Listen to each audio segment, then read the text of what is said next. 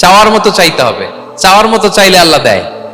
যারা চাইতে পারে আল্লাহর কাছে, তারা আল্লাহর কাছ থেকে নিয়ে ছাড়ে। দেখবেন যেই বাচ্চা কাঁদে বেশি, ওই বাচ্চাকে মা দুধ খাওয়ায় বেশি, ঠিক কিনা? আর যেটা কাঁদে টাদে না, ওইটা টেক কেয়ারও কম। যেই ফ্যামিলিতে অনেক বাচ্চা কাচ্চা, দেখবেন যেটা কাঁদে বেশি, ওইটা টেক কেয়ারও বেশি। তো আপনি যত চাইবেন, আল্লাহ তাআলা তত খুশি হয় আপনার প্রতি। কিভাবে চাবো? একাগ্র চিত্তে চাইতে হবে। আমরা অনেক সময় দোয়াও করি, আবার আরেক দিকে তাকায় আছি। এই যে দোয়া করতেছি, দেখেন, আল্লাহুম্মা আমিন, রব্বানা আতিনা ফিদ দুনিয়া হাসানা ওয়া ফিল আখিরাতি হাসানা। দোয়াও করতেছে, ইন্টেরিয়র ডিজাইনও দেখতেছে। এটা দোয়া হইছে? কথা বলেন না কেন, দোয়া হইছে?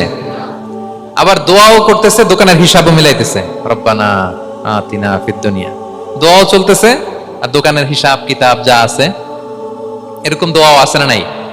এটার একটা আমি নাম দিছি, এটারে আমি বলি রোবোটিক দোয়া।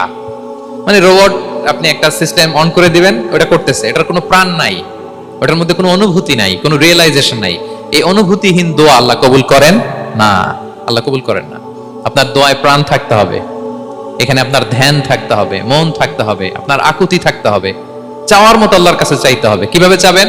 বিনয়ের সাথে চাবেন, আর ইয়াকিন রাখবেন আমার দোয়া আল্লাহ কবুল করবেই। উদুল্লাহ ওয়া আনতুম মুকিনুনা বিল ইজাবা। এমন ভাবে আল্লাহর কাছে চাও যে তুমি নিশ্চিত আমার দোয়া আল্লাহ কবুল করবেনই।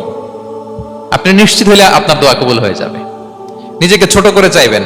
ফাসআলুল্লাহ বিবুতুনি আকুফিকুম। বিষ্ণু বলেন, তোমাদের হাতের তালুগুলো উপরের দিকে। ভিক্ষুকরা যেমন চায়, স্যার 2 দিন ধরে কিছু খাই নাই স্যার, 2টা টাকা দেন। এই যে এইভাবে যে চায় হাত পাতে, এরকম হাতের তালুগুলো উপরের দিকে করে ভিক্ষুকের মতো আল্লাহর কাছে চাও।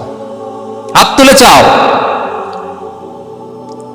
হাত না তুলেও দোয়া করা যায়, হাত তুলেও করা যায়, কিন্তু বিষ্ণু বলেন হাত তুলে চাও। কারণ ইন্নাল্লাহা হাইয়ুন কারীম, আল্লাহ বড় লাজুক এবং লজ্জাশীল। বান্দা যখন হাত তুলে ভিক্ষুকের মতো কিছু চায়, ওই হাত খালি হাতে ফিরিয়ে দিতে আল্লাহ লজ্জা লাগে।